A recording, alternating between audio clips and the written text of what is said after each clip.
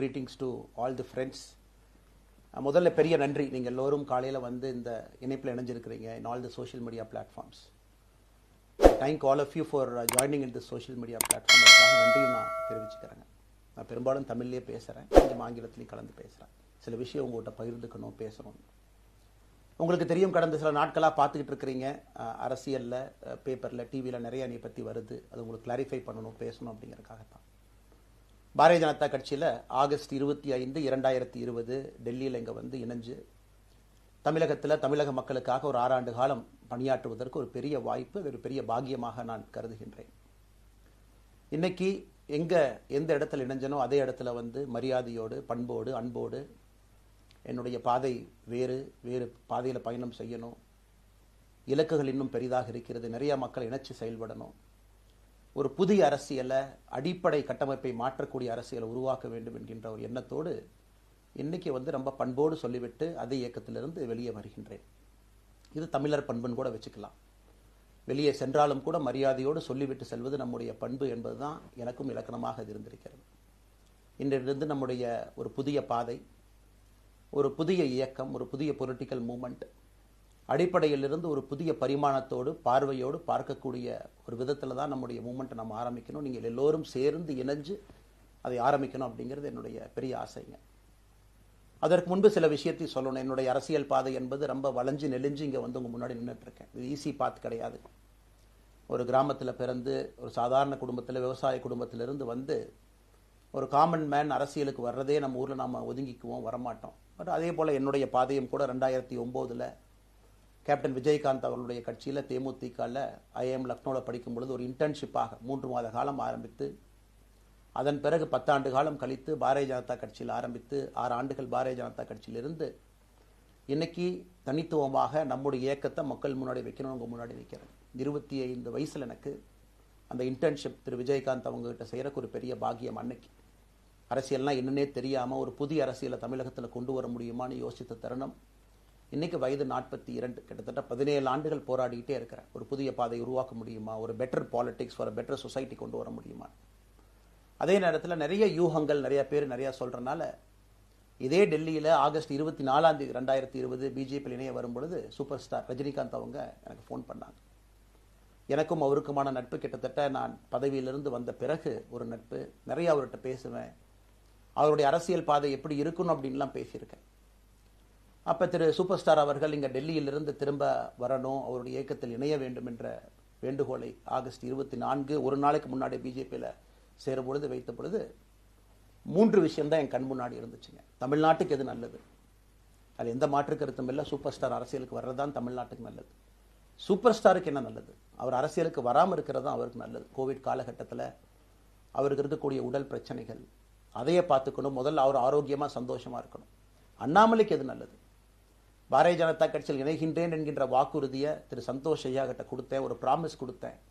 அதை பிரேக் பண்ணக்கூடாது அப்படிங்கிறதுல நான் தெளிவாக இருந்தேன். ஸோ 3 கான்ஃப்ளிக்ட் இங்கே இருக்கும் பொழுது, ஸோ ஒரு நாள் இந்த கட்சியில் இணைவதற்கு முன்பாகவே முழு கான்ஃப்ளிக்ட்டு.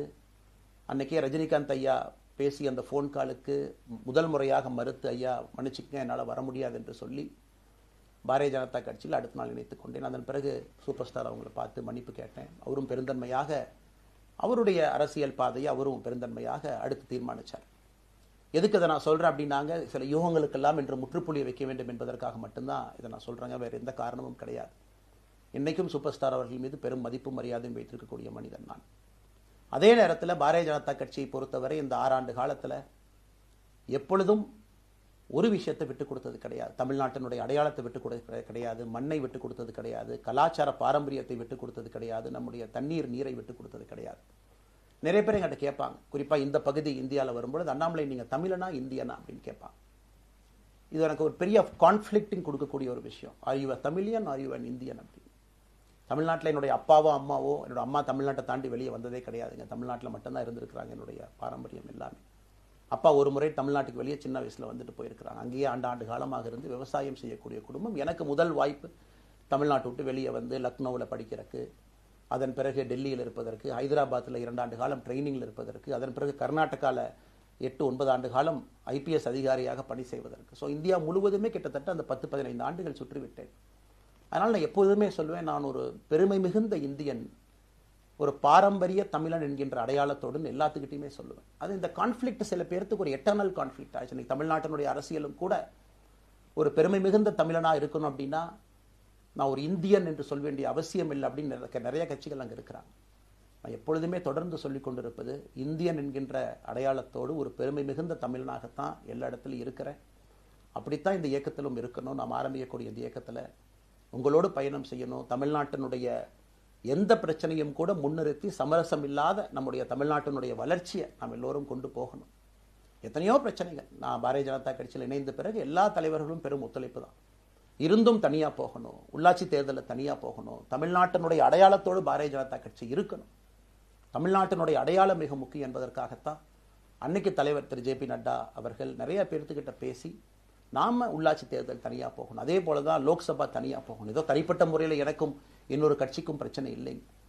பாரதிய ஜனதா கட்சி ஒரு தமிழர் அடையாளத்தோடு களத்தில் இருந்தால் மட்டும்தான் அது தமிழர் நலத்தை முன்னிறுத்தக்கூடிய கட்சியாக இந்திய அடையாளத்தோடு இருக்க முடியும் என்கின்ற ஒற்றை நம்பிக்கை மட்டும்தான்.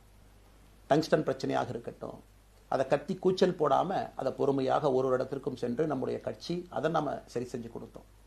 மீத்தேன் ஹைட்ரோ கார்பன் திட்டமாக இருக்கட்டும், நிலக்கரி சுரங்கம் திட்டமாக இருக்கட்டும், எதாக இருந்தாலும் கூட, ஏன் மேகதாத்து அணையில் இன்னைக்கு கர்நாடகாவில் எப்படி டி கே சிவகுமார் அவர்கள் சொல்கிறார்களோ அன்னைக்கு நாங்கள் அணை கட்டியே தீர்வோம் என்று சொன்ன பொழுது தமிழ்நாட்டினுடைய பாரதிய ஜனதா கட்சி கர்நாடகாவில் ஆட்சியில் இருந்த நம்முடைய பாரதிய ஜனதா கட்சியை அன்னைக்கு எதிர்த்து நாம உண்ணாவிரதம் தஞ்சாவூரில் இருந்தோம். எப்பொழுதும் எந்த உரிமையும் விட்டு கொடுக்கல. அதே நேரத்தில் அந்த கான்ஃப்ளிக்டை பொறுத்த வரைக்கும் கத்தி கூச்சல் போட வேண்டும் என்கின்ற அவசியம் இல்லை. பொறுமையாக பாந்தவியமாக பேசி நம்ம உரிமையை விட்டு கொடுக்காம செயலாற்ற முடியும் என்பதை ஒரு நாளும் கூட எனக்கு கிடைத்த பொறுப்புக்கள்ல உங்களுக்கு நான் அதை காட்டிக்கிட்டே தான் வந்திருக்கேன். ಲೇಟೆಸ್ಟ್ ಹಾಗೂ ಇಂಟ್ರೆಸ್ಟಿಂಗ್ ಸುದ್ದಿಗಳಿಗಾಗಿ ಬಾಸ್ ಟಿವಿ ಕನ್ನಡ ಚಾನೆಲ್ನ ಸಬ್ಸ್ಕ್ರೈಬ್ ಮಾಡಿ, ಹಾಗೆಯೇ ಬೆಲ್ ಐಕಾನ್ ಪ್ರೆಸ್ ಮಾಡಿ. ಇದರ ಜೊತೆಗೆ ಫೇಸ್ಬುಕ್, ಇನ್ಸ್ಟಾಗ್ರಾಮ್, ಎಕ್ಸ್ ನಲ್ಲೂ ಮಿಸ್ ಮಾಡದೆ ಫಾಲೋ ಮಾಡಿ.